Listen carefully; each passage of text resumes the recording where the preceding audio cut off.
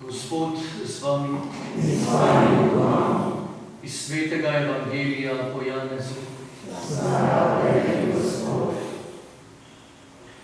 Tisti čas je veliko njegovih učencev reklo, trda je ta beseda, kdo jo more poslušati. Ker je Jezus v sebi vedel, da njegovi učenci godrnjajo na tem in je rekel, to vam je vzpotikal. In če boste videli Sina človekovega iti gor, kjer je bil prej. Duh je tisti, ki oživlja, meso nič ne koristi. Besede, ki se vam jih govoril, so duh in življenje. Toda med vami so nekateri, ki ne verujejo. Vedel je namreč od začetka, kateri ne verujejo in kdo ga bo izdal. Govoril jim je, zaradi tega sem vam rekel, nihče ne more priti k meni, če mu ni dano od očeta. Po tistem je mnogo njegovih učencev šlo in niso več hodili z njim.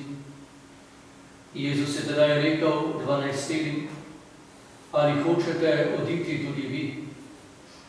Simon Peter mu je odvrnil, Gospod, komu naj gremo, besede večnega življenja imaš?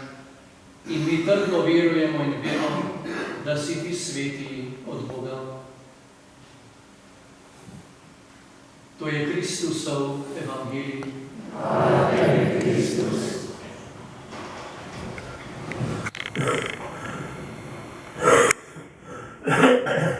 Bratje in sestre, živimo v času, ko veliko govorimo o svobodi in o tem, kako nam je svoboda oziroma kako so nam večkrat naše svoboščine krate.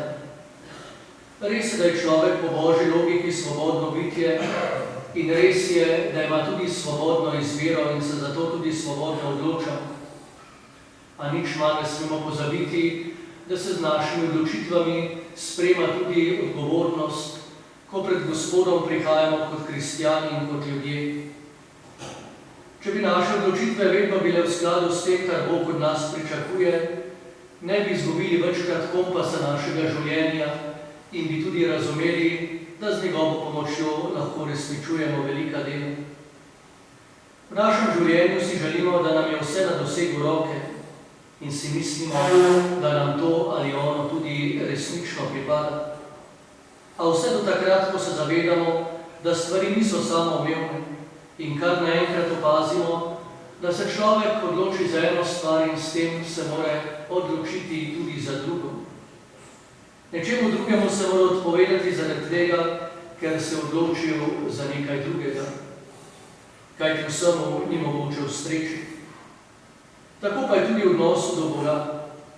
Človek se odloči za odnos do Boga, se mu izroči sprejema in sprejema njegovo voljo, to, kar nas Bog tudi resnično uči.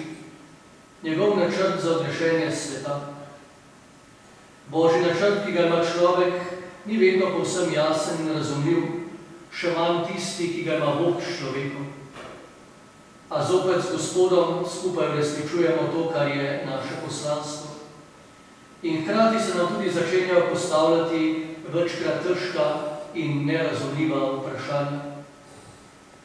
S krstom je bilo v nas posejano seme vere, s svojim krščanskim življenjem pa to seme negujemo, da raste in obrodi sadov. In prav to tudi potrjuje in o tem govori današnja Božja beseda.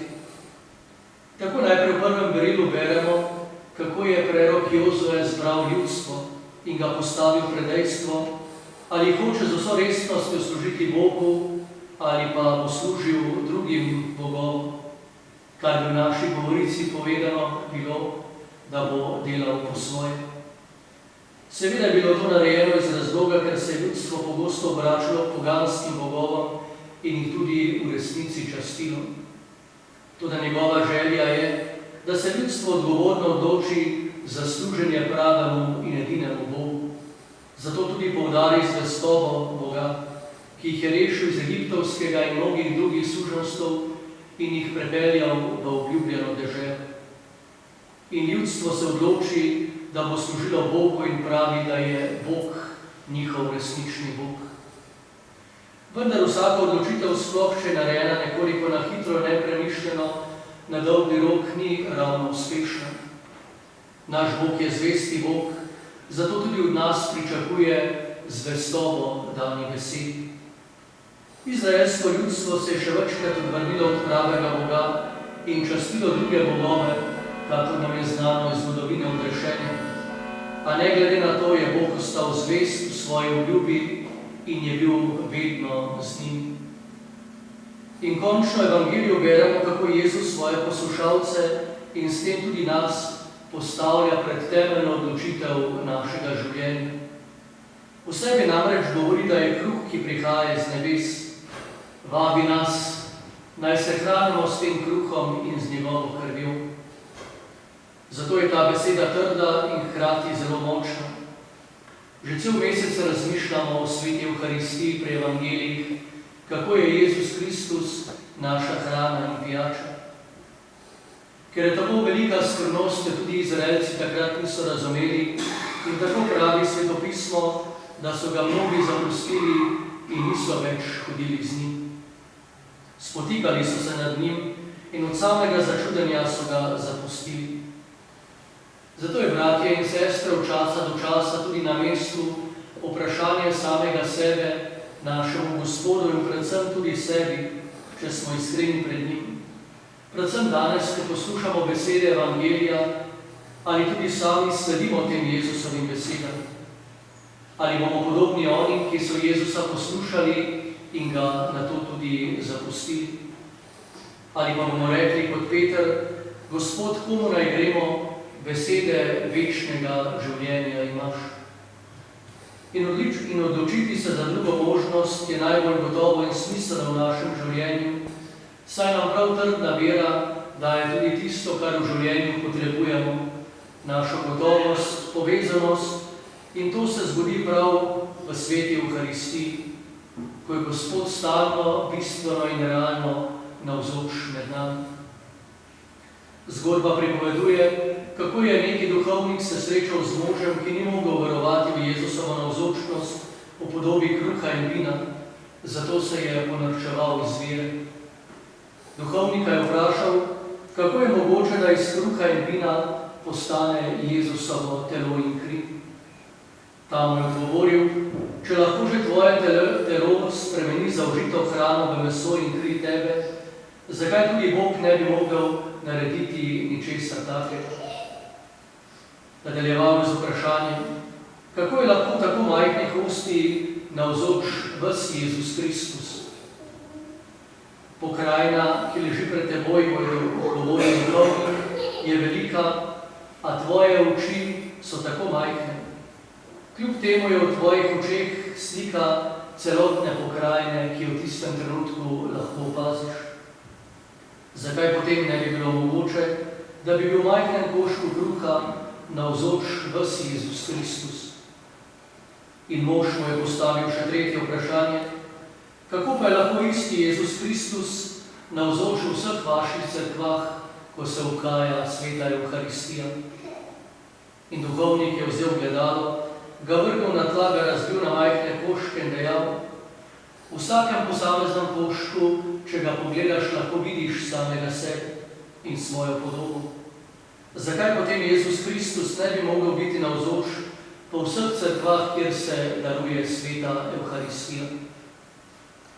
Dragi bratje in sestre, ta zgodba nam daje slutiti skrivnost Jezusa Kristusa in tudi njegovega delovanja v cerkvi, zlasti po sakramentih sveti Evharistiji.